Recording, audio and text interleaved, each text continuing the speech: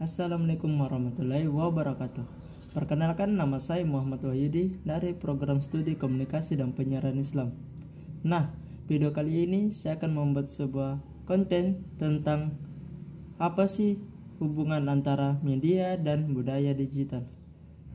Terlebih dahulu kita ketahui apa sih pengertian dakwah itu.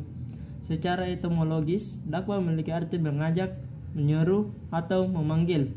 Ini berbeda dengan amar ma'ruf yang berarti memerintahkan berbuat baik dan nahi mungkar yang memiliki arti melarang berbuat mungkar. Nah, kita ketahui kita sudah berada di era digitalisasi. Hampir setiap orang memiliki alat media komunikasi canggih. Informasi bukanlah menjadi masalah bagi setiap orang.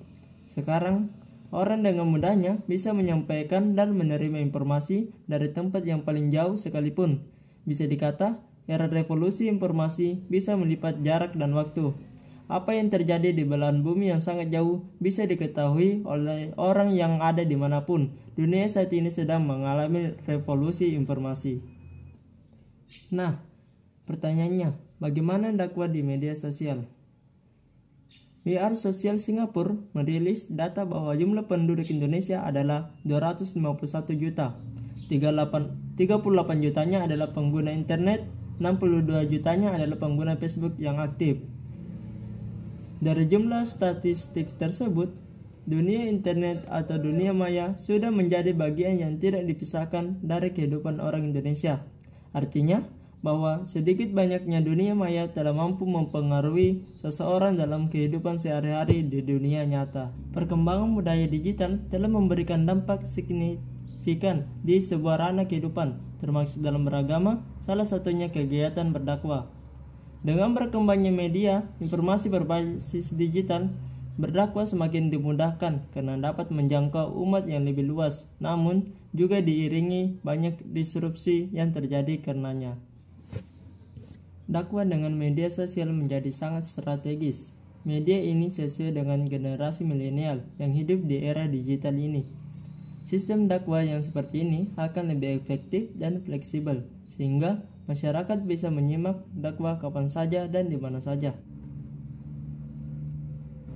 Tidak dapat dipungkiri bahwa perkembangan teknologi telah membawa dampak dalam seluruh lini kehidupan manusia. Laju perkembangannya telah menjadi sebuah peradaban baru yang harus diikuti perkembangannya oleh setiap orang.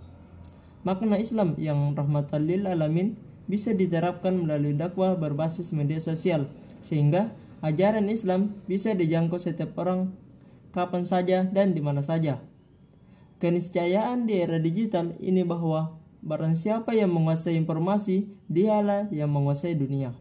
Tertinggal informasi 1 detik saja, maka tertinggal pula kita dari peradaban dunia. Sudah saatnya dakwah dengan media sosial, dakwah bil medsos digarap dengan serius dan konsisten oleh kalangan pendakwah. Dibandingkan dengan dakwah konvensional, ada beberapa kelebihan berdakwah dengan menggunakan media sosial seperti jangkauan jamaah yang lebih luas, bisa dinikmati kapanpun dan dimanapun. Jika tidak, maka dakwah Islam akan dilakukan oleh mereka yang tidak memahami Islam yang sesungguhnya. Karena biasanya jadi dakwah Islam akan dilakukan oleh mereka yang bukan ahlinya. Bisa jadi dakwah melalui media sosial akan dilakukan oleh mereka yang belum memahami Islam secara kafah. Ada 3 hal yang perlu diperhatikan saat berdakwah di media sosial. Yang pertama, konten harus bermanfaat dan menunjukkan Islam yang damai. Beberapa tahun terakhir ini, kelompok Islam radikal ekstremis dan kelompok tekstualis memanfaatkan betul dakwah dengan media sosial ini. Mereka menyerbu dan memenuhi wacana dan konten keislaman kita di dunia maya. Ini yang menjadi salah satu penyebab pemahaman Islam masyarakat menjadi kaku, hitam putih, halal haram, dan surga neraka.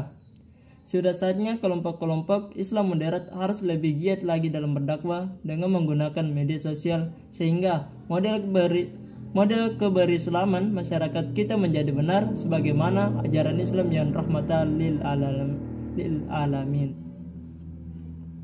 Yang kedua, konten harus berisi sesuatu yang menarik. Selain konten, kemasan juga harus diperhatikan dengan seksama. Sebaik apapun konten, tetapi kalau kemasannya tidak menarik, maka tidak akan memiliki daya tarik dan orang tidak akan membaca atau melihatnya. Konten harus dikemas dengan semenarik mungkin agar memiliki daya pikat pembaca atau pemirsa untuk melihatnya. Adapun yang ketiga, yang terakhir, dakwah perlu dilakukan dengan responsif atau menyesuaikan dengan tren. Saat berdakwah di media sosial, dai juga harus memperhatikan isu-isu yang sedang aktual di tengah masyarakat. Informasi akan viral atau dibaca, dilihat dan dibagikan manakala informasi tersebut sedang menjadi tren dan diminati oleh para netizen. Demikian pun dengan konten-konten dakwah lainnya. Melihat kenyataan-kenyataan seperti itu, maka sudah saatnya jika dakwah dengan media sosial bisa dimanfaatkan oleh para dai untuk menebarkan konten-konten kebaikan dan konten-konten dakwah di tengah masyarakat agar benar-benar masyarakat mengetahui bahwa sesungguhnya Islam adalah agama damai, agama yang membawa rahmatan lil alamin. Mungkin cukup sekian yang dapat saya sampaikan, kurang lebihnya mohon dimaafkan. Assalamualaikum warahmatullahi wabarakatuh.